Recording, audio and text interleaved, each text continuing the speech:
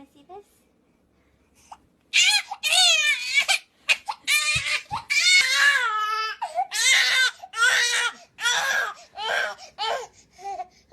Phone എടുത്തു മാറ്റുമ്പോൾ വാശി കാണിക്കുക, സ്വഭാവത്തിൽ മാറ്റങ്ങൾ കാണാം. കുട്ടികളിലെ മൊബൈൽ അഡിക്ഷനും സ്ക്രീൻ ടൈമും കുറയ്ക്കാനുള്ള മാർഗങ്ങൾ: ഒന്നാമതായി അവരുടെ ഒരു ദിവസത്തെ കൃത്യമായി ക്രമീകരിക്കുക.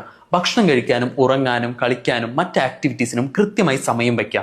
അവർ ബോറടിക്കാൻ അനുവദിക്കരുത്, അതിനുള്ള ഗ്യാപ്പ് കൊടുക്കരുത്. 2, നിങ്ങളാണ് അവരുടെ മാതൃക, നിങ്ങളെ കണ്ടാണ് അവർ പഠിക്കുക.